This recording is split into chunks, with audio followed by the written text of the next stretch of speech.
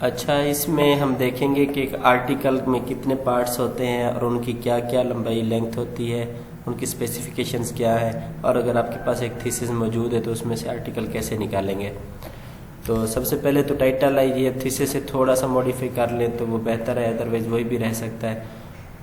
सबसे पहले एब्स्ट्रैक्ट होता है। एब्स्ट्रैक्ट जो है ना, ये 150 वर्ड से ज़्यादा नहीं होना चाहिए, ठीक है। आप इसको सिलेक्ट करें, इसकी टोटल लंबाई ये यहाँ पे आता है, देखिए यहाँ पे आ रहा है 213 वर्ड्स आउट ऑफ 7000, ठीक है। तो ये हमारे पास 150 वर्ड्स होने चाहिए, ज़्यादा इसको कम किया जाएगा, ठीक है। 150 वर्ड से ज़्यादा ना हो बेहतर होता है। उसके बाद कीवर्ड्स डालने अपने, जो आपका टाइटल होता है इसी में से जो मेन कीवर्ड्स आपको नज़र आते हैं सर्च करेंगे लोग, वो यहाँ पे डाल दें।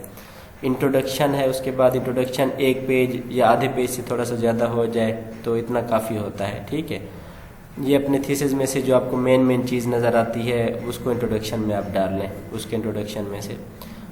इसके बाद इंट्रोडक्शन के बिल्कुल आखिर में ना एक पैरा डाल दिया जाता है, जैसे यहाँ पे है ना ये पैरा। इसमें हमने डालना होता है रिसर्च गैप, कि हमारी रिसर्च में हम जो कंडक्ट कर रहे हैं पीछे इसका गैप कितना मौजूद है, हम मतलब हमारी रिसर्च करने की क्या ज़रूरत थी। क्योंकि लिटिल रिसर्च हुई पड़ी होती है हमारे पाकिस्तान में या हमारे कंट्री में, तो फिर उसको पूरा करने के लिए हम एक इस रिसर्च को कंडक्ट करते हैं और उसकी यहाँ पे इम्पोर्टेंस हम लिखते हैं कि ये गैप था और इसको हम लिख रहे हैं। रिसर्च ऑब्जेक्टिव जो होता है ये 1 या 2 काफ़ी होते हैं, ज़्यादा डालने की ज़रूरत नहीं। एक रिसर्च आर्टिकल जो होता है उसमें एक रिसर्च ऑब्जेक्टिव काफ़ी होता है। आपके टाइटल के अकॉर्डिंग जो मेन बन रहा है वही डाल दें बस। उसके बाद आ जाता है लिटरेचर रिव्यू। 5 से 8 पेजेस का आपने रिव्यू लिखना होता है जो पिछली रिसर्चेज हुई हैं उनको देख के ना, और कोशिश करें लेटेस्ट से लेटेस्ट रेफरेंसेस वगैरह डाल दें इसमें। ये हो गया। और इसको भी जैसे दूसरा चैप्टर होता है तकरीबन कोई 41 पेजेस का होता है, उसमें सिर्फ मेन जो आपका ऑब्जेक्टिव को मीट कर रही होती चीज़ें, जस्ट वो, क्योंकि जो आपका थीसिस होता है उसमें 4 या 5 ऑब्जेक्टिव होते हैं तो वो 40 पेज बन जाते हैं। आप एक ऑब्जेक्टिव को जब करेंगे उसके अकॉर्डिंग डेटा डालेंगे, 5 से 8 सफ़े आराम से निकल आएंगे। तो आप जस्ट वो उनको टच कर लें। इसके बाद आ जाता है रिसर्च मेथडोलॉजी। ये तीसरे चैप्टर को की अक्कासी करता है। इसमें जस्ट जो ज़रूरी एक लाइन बेशक डाल दें या 1.5-2 लाइन डाल दें।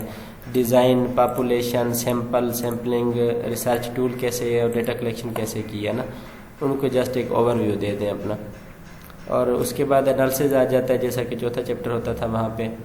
एनालिसिस में सबसे पहले फ्रीक्वेंसी टेबल डालें, जो आपकी फ्रीक्वेंसीज थी, जो आपने डेमोग्राफिक्स डाले थे वो। सबसे पहले डेमोग्राफिक्स, जेंडर, डेजिग्नेशन, ये जो भी आपके हैं आप उनको कवर कर लें एक टेबल में। ये सिर्फ एक टेबल में उसको कवर किया गया, ठीक है।